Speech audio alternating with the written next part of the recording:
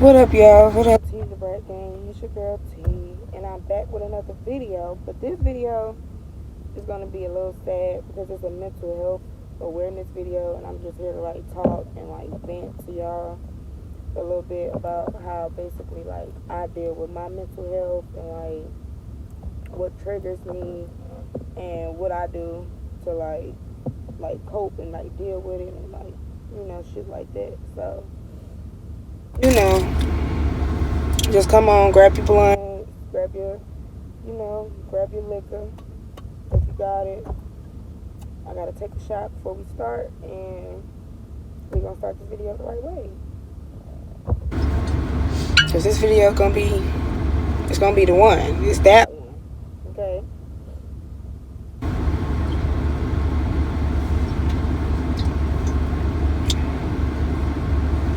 All right, so let's get on right into it, right?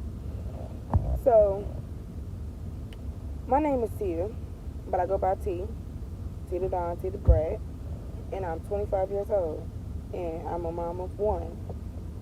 He's a boy. His birthday is May 31st. He's a Gemini. He'll be 5 this year. So, since I was like, I want to say 12 or 13, I was diagnosed with bipolar depression and schizophrenia, right? So, there's been plenty of times where, the suicidal thoughts came in and, just the bad thoughts and, just the bad thoughts and the bad energy and the bad vibes and that type of shit, comes about and it takes over. Some days be better than others, you know. Some days I'm fighting for my fucking life, literally. Goddamn, I'm fighting for my life, honestly. Every day, for real. Like, every day is something new, and every day I'm fighting for my life. So, I didn't really start getting like a grasp on it or like started putting like a face to it until I had my son. And that's when I was dealing with my postpartum and I was also dealing with my depression at the same time. And I was a new mom. So it was new to me, it was scary to me, and I didn't want to be responsible for this little life because I was scared. Like, I was literally scared of failing. I was fucking just scared all the time being a new mom. But I love being a mommy, y'all. Like, disclaimer, I love being a mommy. So, dealing with my bipolar depression and my bipolar depression all at the same time, it started taking a toll on me. But, I kept swinging, I kept fighting, and your girl came out on top. I had family support, I had moral support. The support system that you have, it can either make or break you. Honestly, like, it can either literally make or fucking break you. And because I have a bomb ass support system on both sides, like from my mama's side, like from my family side, and from my baby daddy side, I have a good support system sometimes on both sides. It made it easier for me to like cope. I started learning how to cope. Not deal with it, but cope. And yeah, I ain't gonna lie.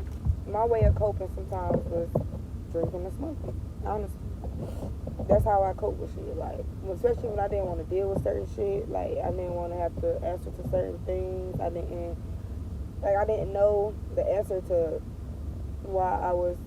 Because sometimes when I was slipping to my depression, things would be going good. Like, things would be going great. I'm on the right track. Everything is everything. And then, boom. Shit crumbles. It tumbles down and falls down. And when I start feeling like, my life is spiraling out of control, I break. And sometimes when I break, my episodes don't be the best episodes, honestly. Like, I can recall a time I had an episode, and it was so scary to me. Like, I really thought that I was dead or I was going to die. Like, it got to the point to where I gave myself a concussion because I jumped out of a moving car. Like, dive. Like, I was in a swimming pool. Like, deep sea dived out of the car. You feel me? So I just knew then, like, I need serious help. Because I was just running away from years of getting therapy. Like, I felt like how most people feel. Like, I didn't need therapy. I'm going to deal with this shit on my own. I got it. You know, I got grasps on it. You know, I'm going to beat mental health. Mental health's not going to beat me. And when I woke up in that hospital bed and then people told me that I almost could have died, just by how much of the impact of me, like, diving out of the car was, I was like, yeah, just go ahead and sit me down for a few days, and when I go home, we're going to look into some therapy and find a therapist. So I found my therapist. Shout out to Miss Aisha Quick with Monarch. I love you, girl. You're the best. And just talking to my therapist, it literally helped me out a lot. It helped me put a lot of things into perspective and started connecting dots for me that I never knew needed connected. You get what I'm saying? Like, I never knew certain things needed connected. Because, you know, me and my mom don't have the best relationship. I'm not going to sit here and be like, yeah, you know, my support system is awesome, it's great, we kick ass. But most of the time, majority of the time, we can't fucking stand each other. Like, stay at ass. Like, so I felt like everything I had to do had to be right in order to, like, make not just my mama happy, but make everybody else around me happy. I guess you can kind of say, like, I took on that role of being, like, the people pleaser and, like, make everybody happy and shit like that. And it started, like, tarnishing my happiness, and I'm feeling into everybody's cups, like, you know, to where I didn't have nothing left for myself. And now I'm just on this journey of trying to figure out what makes me happy, what makes Tia happy, what, like, and I don't know. Still to this day, I still don't know the answer. My only answer I have right now is being a mom. And I feel like that shouldn't be the only thing that, you know, makes me happy. So, you know, some days are better than good. You know, I kind of, like, slipped back in it when my nana passed away. Because it was like boom, boom, boom, boom. Because it was like certain things happened back to back, and I wasn't able to, like, process it. So when I was able to process it, shit just kept tumbling down. It kept crumbling. Boom, lost my apartment. Boom, lost my car. Boom, grandma in the hospital sick. Boom, grandma passed away. Boom, my aunt died. Boom, 2 weeks later, funeral. Boom, fucking 2 months later, my big brother passes away. Like, so when I got able to, like, sit down and actually grab certain shit, it took me into a dark place. And it wasn't a normal dark place. If I was this dark place, it was scary. And I don't ever want to go back to that dark place. Because I started thinking, started seeing, like, real bad things happening to people. Certain people deserved it, and certain people didn't. Like, I just started seeing real bad shit happening. Or I started to like, visualize me doing, like, real bad that just didn't make sense shit. You feel me? So I just had to, you know, get myself up and get myself up out of there, honestly. So at the end of the day, nobody really calls to check on you. Nobody really sees how you doing. Nobody really cares, honestly. And that's how you start feeling, and that's what you really start thinking in your head, that don't nobody really care about you. Don't nobody really, you know, fuck with you. Don't nobody really love you because they're not calling to check on you. And when you start, like, I started expecting nothing, so I will never disappoint myself. Like, I stopped putting people on this pedestal because I felt like every time I did that, I got disappointed. I gotta take a quick commercial break, and I'll be right back, y'all. Okay, I'm back. So, like I was saying, I stopped putting people on like this big ass like pedestal, cause people feel like they better than you, and at the end of the day, everybody going through something, whether they talk about it, whether they talk about it or not. You feel me? Like, everybody is fucking going through something. Nobody is literally better than nobody. You feel me? So when I actually like started to realize that, and I stopped putting people on this motherfucking pedestal, I started feeling better. And when I learned how to like deal with my depression, cope with it, come to terms with it, put a face on it, shit got better for me. Cause I also learned how to grieve. Like, I had to grieve and pull myself out of a hole all at once. So once I learned how to do that, I felt like I was fine. But I wasn't fine for years. Like, this is the first time that I actually can say like I am fine, I am okay. Like, I'm doing better than I've been doing in years. You feel me? Like, I'm doing so much fucking better. And it took me years to get to this point. It took me years to stop feeling like, you know, I just wasn't good enough. And that's just always been what I used to always tell myself is that, I wasn't good enough. Because that's how I felt like I was getting treated. Like, I wasn't good enough. Like, no matter what I did, I always felt like, I wasn't good enough. Like, motherfuckers don't care anyways. They're not gonna care if I kill myself. They're not gonna care if I cut myself up. They're not gonna care if I fucking burn holes in my legs. They're not gonna care if I go missing for a few days. Like,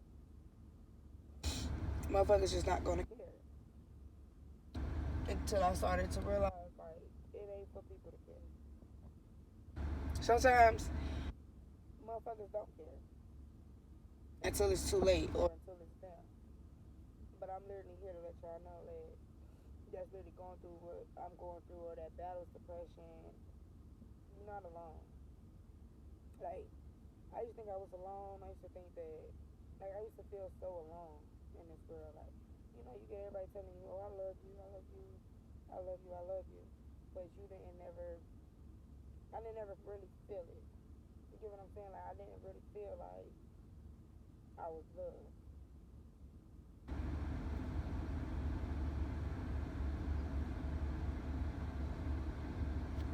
Like, I didn't feel like I was loved. Especially growing up. Like, I have two younger sisters. I'm the only dark skinned one. They're the light skinned ones.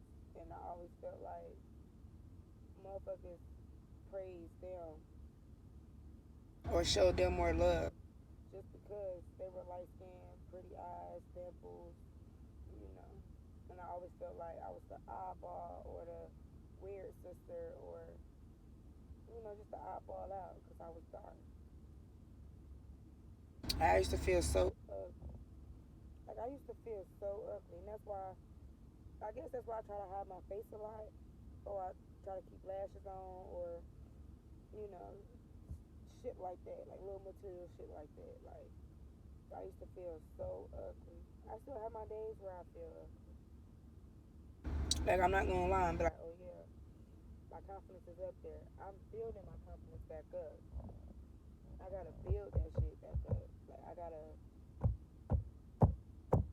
like, everything is a stepping stone. Like, everything is it's a ladder that I'm climbing. And I gotta,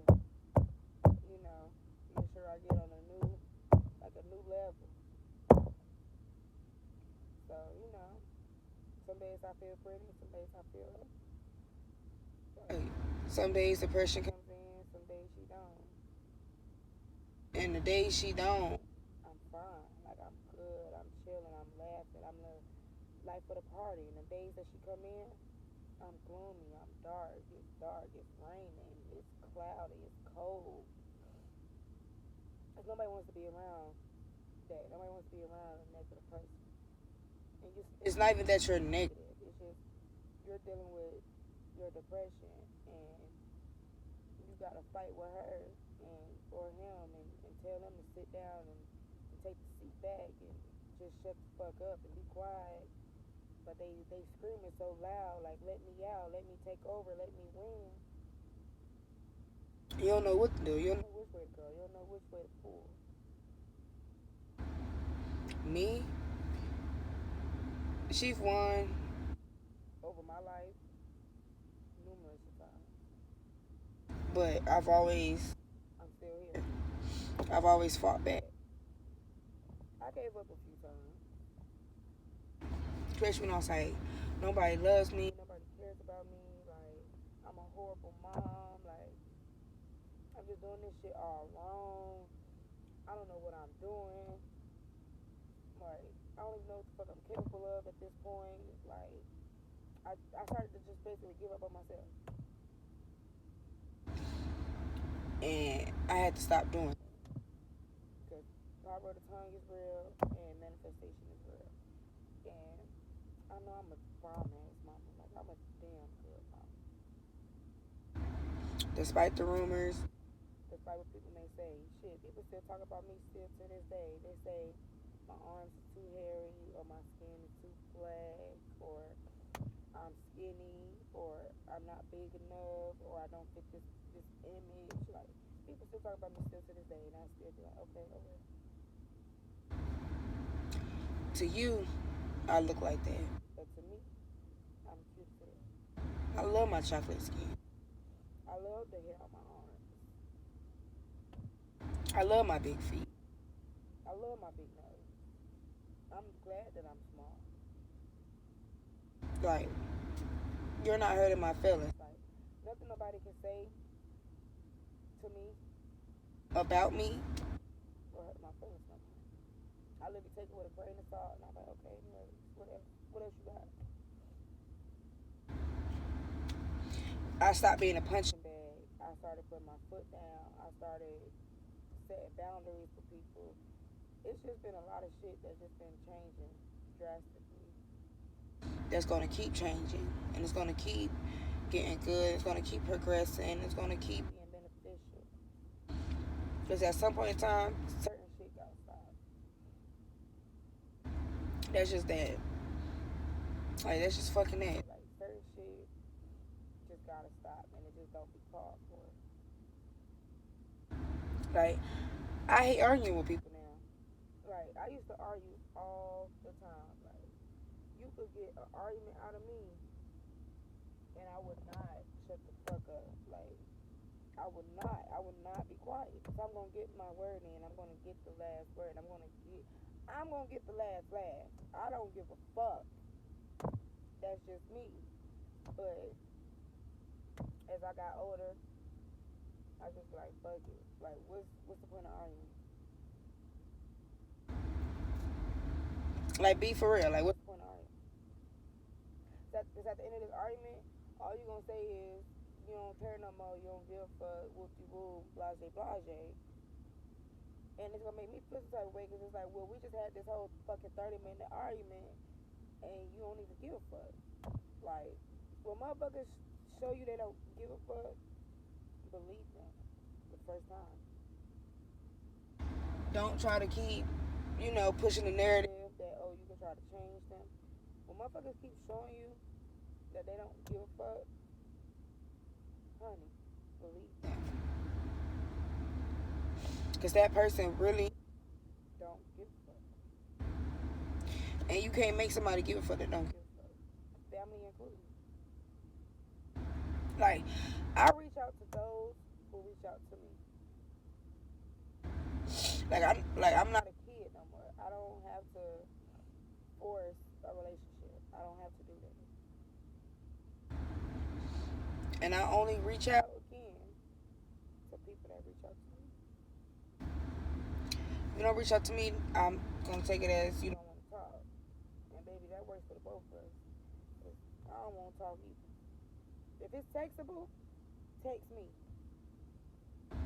Like if it's textable, text me. But other than that, I've I've learned to like stop a lot of shit, especially shit that like triggers my depression. And it be little shit that trigger my depression now. It be arguing. It can be pertaining to my son. It could be me being in my own thoughts, like me versus me, like me battling with myself, telling myself like, "Oh, you're not good enough," because I feel like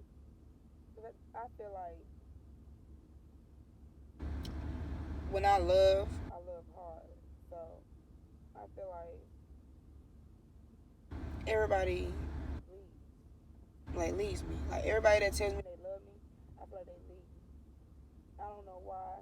I don't know if it's because I'm the problem or if I need to heal, finish healing. I don't know. Like I don't know.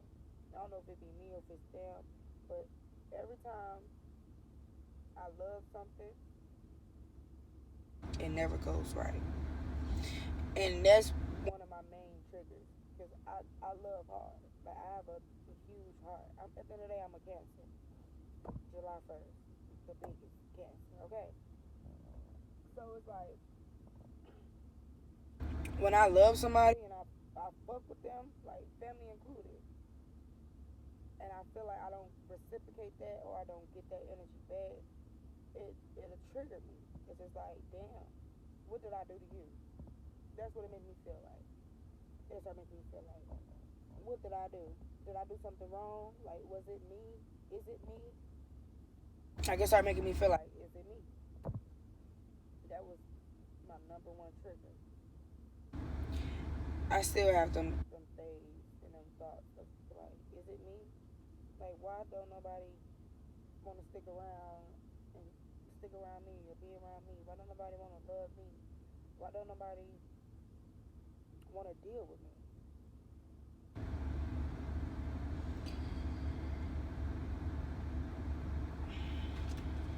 I'm sorry, y'all. Give me a second.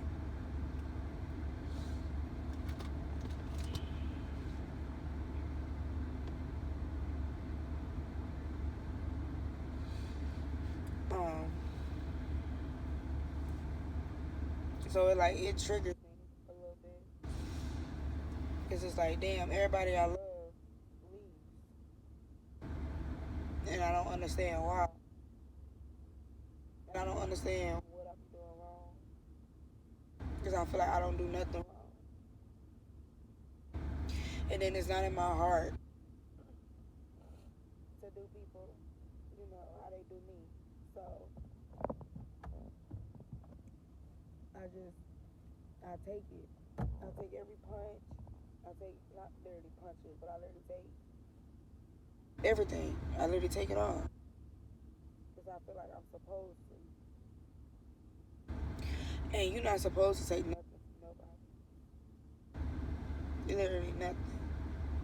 But I do. I take a lot of shit. I take a lot of disrespect. I just take a lot of shit, mainly disrespect.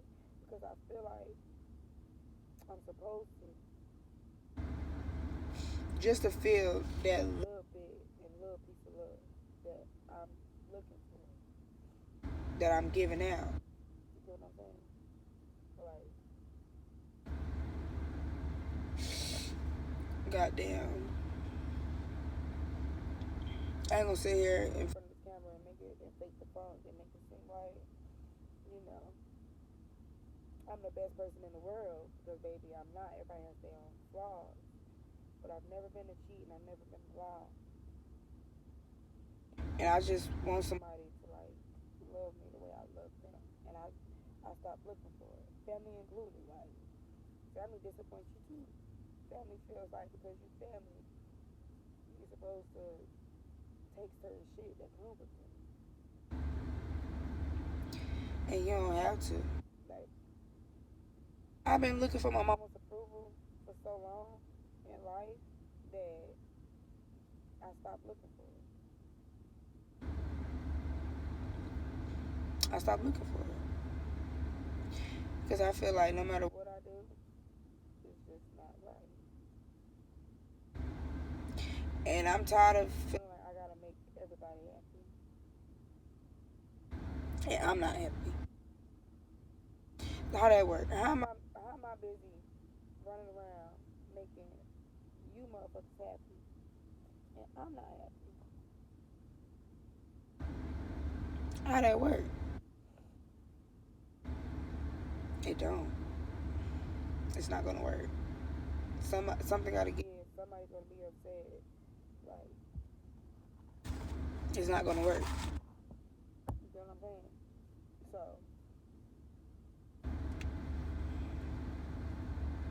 I just learned how to cope and deal. Like, me and my mom, we take a thing slow. It's baby steps. It's like I'm learning her. And she's learning me. And there's nothing wrong with that. Like, me and my dad, though, we try to amend our relationship. We try to fix it. But I don't know. I just haven't been able to forgive him for things. And it's not his fault. It's mine. It's because I don't know why I'm still holding on to it. Or what's stopping me from forgiving him. Like, I forgave him a little bit. I forgave him for not being there when I needed him the most. Especially being, a rape survivor and, a rape victim. I forgave him for that.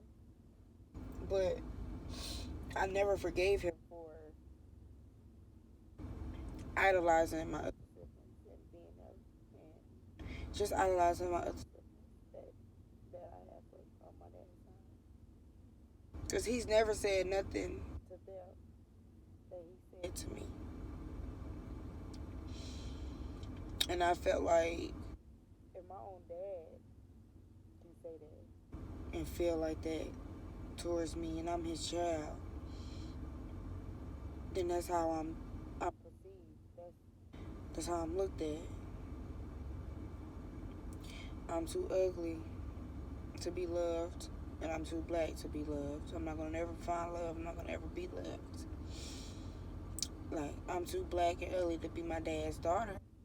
So, if the number one man who helped me become on this earth can say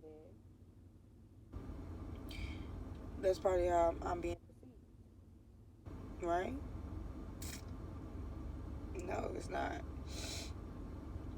I make it hard for people to love me because it's my defense mechanism. Like, I come off as, this strong person, this well put together person, but deep down inside, I'm really broken. And I'm scared. Like, I'm scared to love and put my all into somebody. That's the first thing got my heart broken. And I'm out here thugging it and smiling and still cheerful, like this shit don't hurt. And it hurts. It hurts bad. But because I'm perceived as this strong individual, this strong person, it's not supposed to bother me, and it does. It bothers me a lot. Like, it's a lot that bothers me. But I don't talk about it. And that's also my defense mechanism, too. Like, I don't vent a lot. I don't really talk a lot, if that makes sense. I'm very guarded. I'm very reserved. I'm very guarded. Because how can I trust you when I don't even trust myself?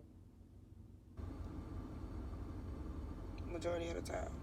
Like, so for all my people out there that's battling depression, you know, and things like that, you're not alone, baby. You're far from alone. Depression has different faces, different colors, different heights, different genders, different everything. Baby, you're not alone. We're all in this together. And find you somebody who you trust. It could be one or two people. Family, not family. But find you that one person or select people that you trust to just talk to or vent to or just be around. Keep you in happy spirits. Just, you know. It don't hurt to get up, you know, put on some lashes, do your hair, you know, take a shower, get cute, put on your best perfume and your best cologne, and take some motherfucking pictures. That's what I do. When I ain't going outside and I don't got nothing to do, baby, I'll get cute for myself. Just to remind myself that I'm that bitch, that I'm her. It ain't nothing crazy about me. Like, you're not crazy. Just because you have bipolar depression or you have depression or you're schizophrenic or you have, you know, split personalities and, you know, the other disorders that we have, you're not crazy. You just have to learn how to tame them.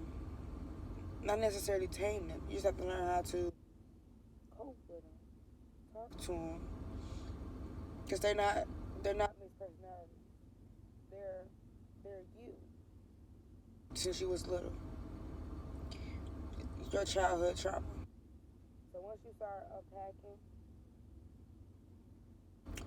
and dealing with that childhood trauma, you're gonna be fine. But that's it for my video.